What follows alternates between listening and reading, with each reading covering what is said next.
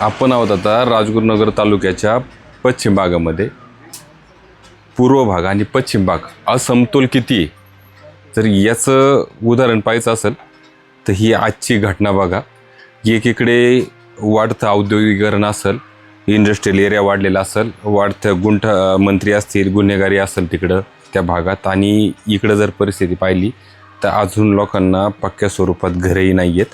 आता माझ्या मागे जर तुम्ही फोटो पाहिला तर हे आनंद शंकर गावडे यांचा 6 तारखेला मृत्यू झाला आहे. हे तर माझ्या मागेच पाहू शकता. इथं हे जे कच्च्या स्वरूपात घर आहे, या घराची भिंत त्यांच्यावर पडली 26 तारखेला, 26 जुलैला. घराची परिस्थिती अशी आहे, यांच्याकडे उपचाराला यांच्याकडे पैसे नाहीत. बाबा आठवडाभर झालं आतरुणाला खिळून बाबांनी तिथंच प्राण सोडला.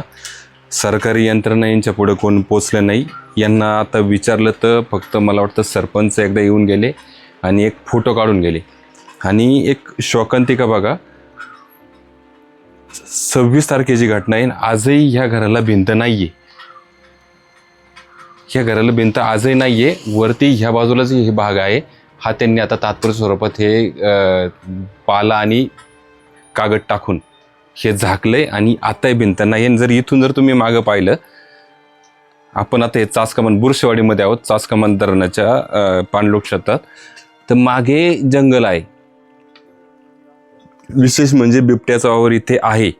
तरी हे कुटुंब 15-20 दिवस झालं असंच जगतंय. इथं आता संसार परिस्थिती बघा यांची. ताई, काय परिस्थिती झाली होती सांगताय थोडी? हा, त्यामुळे 2 वाजता आमची परिस्थिती अशी झाली. पाऊस लय होता आणि पाऊस झाला, मग भिंत 2 वाजता झाली. पाऊस आला व आम्हाला पाणी आवरत नव्हतं, मग भिंती भिजली आणि ती खचत आली 2 वाजता. मग ते घर पडलं. घर पडल्यावर किती वाजता हे साधारणतः? 2 वाजता झालं. 2 वाजता रात्रीच्या 2 वाजता झालं. आणि मग त्याच्यावर बाबा आणि त्यांची मुलगी त्याच्या खाली दडापली. मग मी इथं किती वर्षापासून राहताय तुम्ही? आम्ही 35 वर्ष झाले राहतो. याच्या अगोदर कुठे राहत होते? याच्या अगोदर आम्ही तिकडे राहत होतो. धरण झालं त्या टायमाला आम्ही इथं आलो. 35 वर्ष झाले आम्ही इथं राहतो. तरी वाडीच्या लोकांनी आम्ही कोणता विचार नाही आम्हाला केला. जागा ही तुमच्या नावावर आहे? नाही. खाली राहत होते तिथे पण जागा होती तुमच्या नावावर? हा, तिथे नाही नाव. तिथे नाव नव्हतं. आम्ही अशीच राहतो. 35 वर्ष झाली धरणाला आम्ही राहत होतो. आणि मग आता ती भिंत पडली, मग त्याच्यामध्ये बाबा आणि त्यांची मुलगी सापडली. मग मी आरडाओरडा केल्यावर मग वाडीची लोक आली, त्यांनी उकरून काढलं त्यांना, बाबांना आणि त्यांच्या मुलगीला. आणि यांना मी माझ्या हाताने वडून काढलं. यांना लागलं. यांना लागलं होतं. यांना मी माझ्या हाताने वडून काढलं. मग आता यांना तुम्ही उपचार काय केलं नंतर? आमच्या आता जर आम्ही गरीब हातावरची लोक म्हणले, आमच्याकडे रुपयाच नाही तर आम्ही कसं करीत आता प्रशासन वगैरे कोण आलं नव्हतं इथं? सरपंच असतील काही? सरपंच बाई आली, फक्त तिने फोटो काढून नेला. आणि काही सरपंच बाईनी काहीच नाही, कोणी गावच्या लोकांनी मदत नाही, काही हे सगळं काही हे भिजलं होतं, कोणी मदत केली का तुम्हाला? दान सगळं भिजून गेलं. आम्हाला आता खायला आम्ही वाडीतली लोक आम्हाला जेवण आणून देतात, आम्ही खातो. एवढी परिस्थिती आमची चालली. म्हणजे भिंत पडली बाबांच्या अंगावर, बाबा जखमी होते, परंतु ही शोकांतिका आहे काय ह्याच वातावरणात ते आठवडाभर इथंच अंथरुणाला खिळून होते. इथं कुणाचंही लक्ष गेलं नाही. सरपंच असतील वगैरे, आता तेही साध्या भाषेत सांगायचं ते पंचनामा वगैरे करून गेले, जी एक आता चांगली पद्धत आहे. थोडं काय वातावरण झालं की सरकारी अधिकारी पटकन येतात, पंचनामा करतात. तेवढंच थोडे एक पॅनिक सिच्युएशन असते ते थोडी सायलेंट होते. असं कुणाला तरी यांना असं वाटतं की आता आम्हाला काहीतरी मदत मिळेल, पण पंचनामे झाले तर मदत किती मिळते हे आता आपल्याला माहिती आहे. परंतु आता यांच्याकडे पाहिलं तर आता यांचे असे आता रेशनिंग कार्ड आहे तुमच्याकडं? नाही ना.